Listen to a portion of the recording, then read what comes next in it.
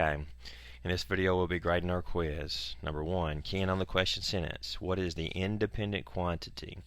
Well, I hope you remembered our phrase, the independence on the inside.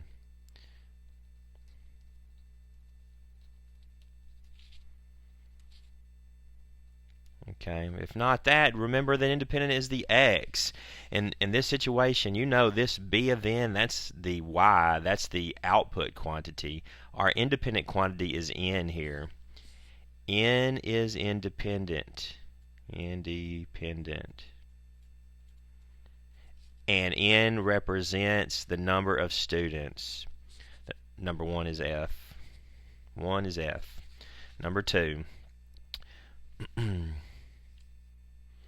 What is the best estimate of a positive value of x for which the function equals -5? We're looking for an x. We're looking for an x, so they must be giving us a y. The y they're giving us is -5. Okay? The question is, what x produces a y of -5? So come to y being -5. That's right here. And you see that it's approximately there. So it looks like 4 pairs with -5. 4 pairs with -5. The correct answer on number 2 is B. 2 is B. Number 3.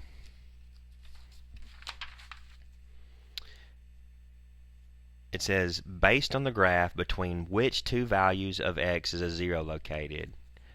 Hopefully you remember 0 is an x-intercept. Okay.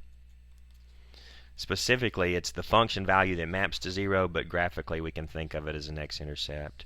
Well, we have two x-intercepts on this quadratic. One is here between 4 and 5. One is over here between -1 and -2. Between 4 and 5. 3. Question 3. The answer is D. Right. Number 4. We are looking for the perimeter. It tells us it's 65. Well, perimeter is the sum of all the sides. So I'm simply going to add up all these sides. 3x minus 4. 3x. Plus 2x. Plus 2. Plus x. Plus 2x plus 2.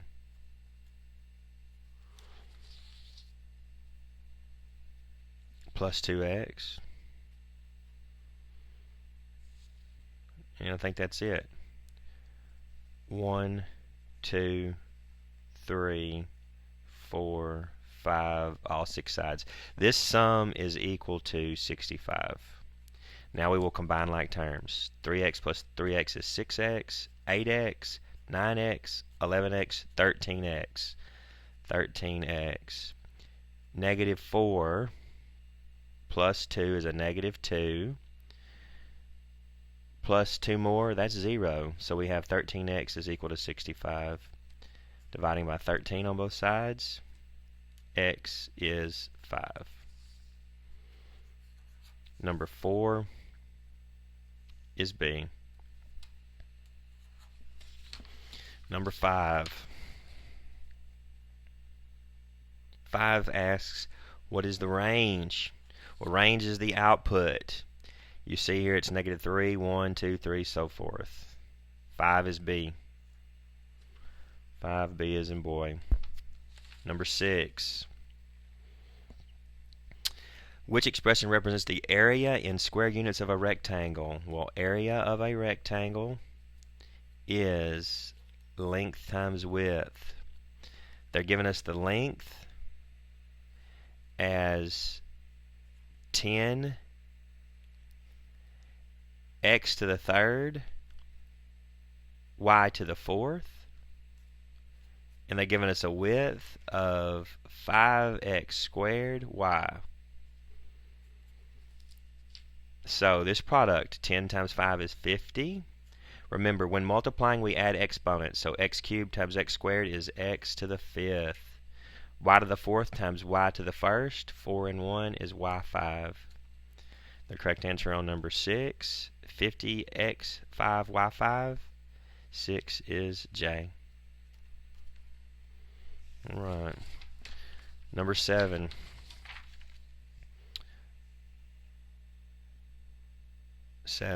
We're looking for the range. Know that the range are the y values. So we want to consider the vertical maximum and the vertical minimum. This point here is 4, 3. The point down here at the bottom is -2, -3. Okay, and we're considering the range. Those are the y's. So our range is from 3 to -3, from -3 to 3. But -3 is a closed point. We need an equal to. +3 is our open point. Thus, +3 will be a strictly less than, -3 will have the equal to with it.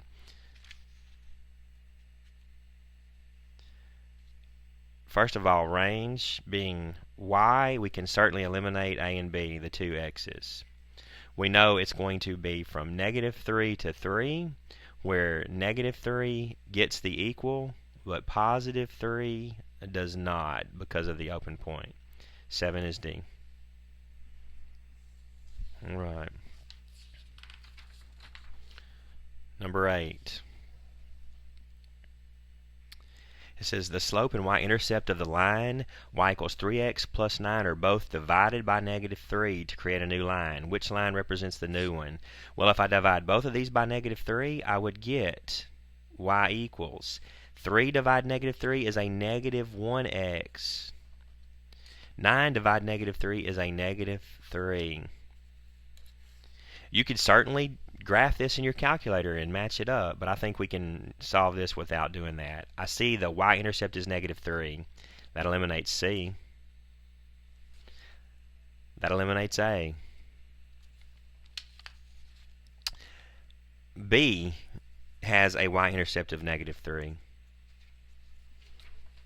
D has a y-intercept of +3. So the only one with a y-intercept of -3, that is B. 8 is B. Number 9.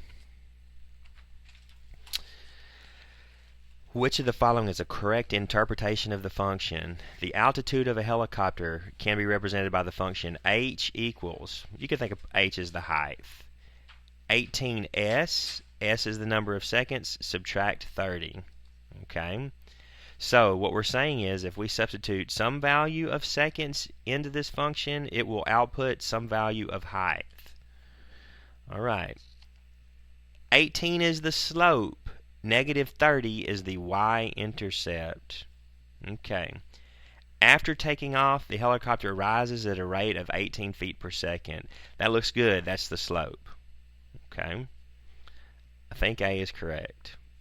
B, the helicopter is falling at a rate of 30 feet per second. No, that's the y-intercept. Definitely not B. The training exercise takes a total of 18 seconds. No, 18 is the rate. The height of the helicopter increases every 18 seconds and then decreases for 30 seconds. No, it's 18 feet per second. That's how we interpret the slope here. A is indeed the correct answer. 9 is A. Number 10. Which expression is equivalent to g to the a times g to the b divided by g to the c? Well, hopefully you remember when we multiply we add exponents. So this numerator would be g to the a plus b divided by g to the c. Well, when we divide we subtract, so the final expression is going to be a plus b minus c. And indeed 10 says that. Final question. Number 11. We are looking for the domain, and domain we know is x. So we want to consider how far left and right the graph goes. This point here that is open is 6, -1. The point to the far left, also open, is -3, 5. We're considering the domain, the x. it goes from -3 to +6. From -3 to +6, and we do not need an equal to portion because they both have empty circles. From -3 to +6. 11 is G. 11 is G. All right. You can now find your grade. Count the number that you got correct. Obviously, if you got all of them, 0 will map to 100. Count the number you got incorrect, I should say. If you got missed none, you will get a 100. If you missed one, you will get a 94. And there will be 6 points apiece thereafter. If you missed 2, you will have an 88. If you missed 3, you will have an 82. ... Alright, so simply 6 times the number that you missed, subtract from 100, that is your grade.